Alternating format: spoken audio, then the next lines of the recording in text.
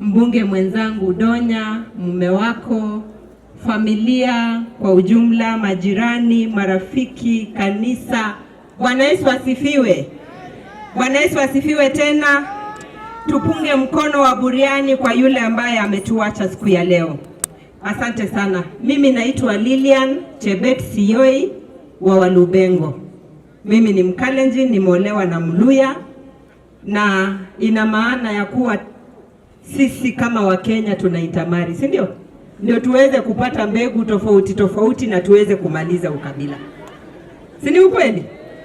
Kama kulikuwa na katumani tunapata ya urefu kidogo, tunapata wale wamekula ndizi, tunapata wale wa ugali na mambo inaenda sawa. Kwa hivyo siku ya leo nimekuja kupiga pole nikiwa rafiki mkubwa wa Donya. Na Donya pamoja na familia nasema poleni sana. Na vile mumeelezwa hapa, nimefurahia askofu ambaye ametuongoza siku ya leo. Mambo ya vita kwa matanga imekuwa ni kama inaenea, inaambukizana. Mwanzo kabisa mimi niliiona huku, lakini pia ikaingia huko kwetu. Tukakuwa na mbio, tukakimbia, tukawacha marehemu. Pasta akakuwa wa kwanza, wahubiri na marafiki wote wakafuata nyuma.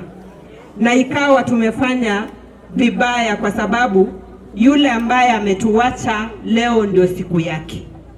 Yule ambaye ametuacha familia yake ina mourn.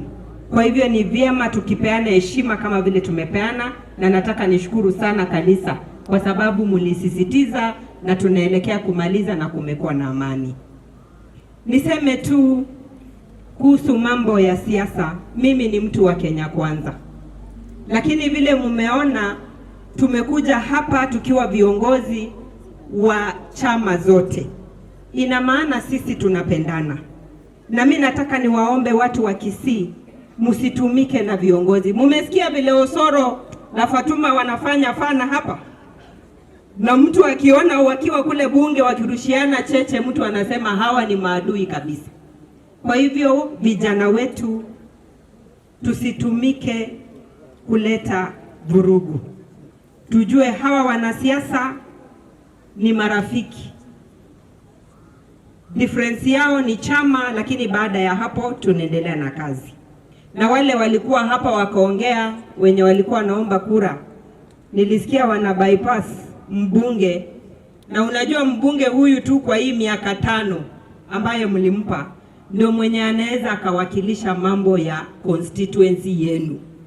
Hata mkienda kwa nani, muende kwa nani, ni huyu tu. Huyu Osoro ako na yake huko. Akienda kuomba ataomba ya hapa ama anaomba ya kwake? Sanaomba ya kwake. Sasa tusijidanganye hapa. Huyu mbunge hapa hii miaka 5, ombeni chenye mnataka. Akishindwa baada ya miaka 5 ambayo tumebaki na 3, mnamuonyesha mlango, si ndio? Lakini kwa sai tumpe hiyo heshima.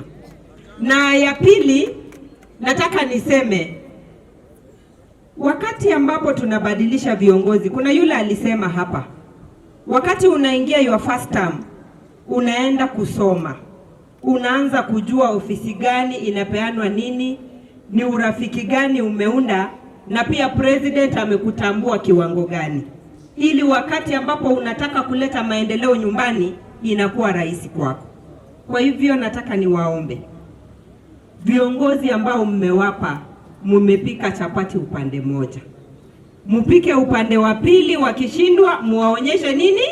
Barabara. Kwa hayo mengi na machache, nasema pole sana kwa familia nzima, kwa majirani. Najua mmepoteza mama ambaye alikuwa ni mcha Mungu, mama ambaye alikuwa mpendwa, mama ambaye alilea watoto ambao tunawaona hapa ni watu wakubwa. Kwa sasa pia kuna wajukuu. Kwa hivyo tunawaombea ili Mungu aweze kuwafariji na Mungu aiweke roho yake mahali pema penye kuna wema.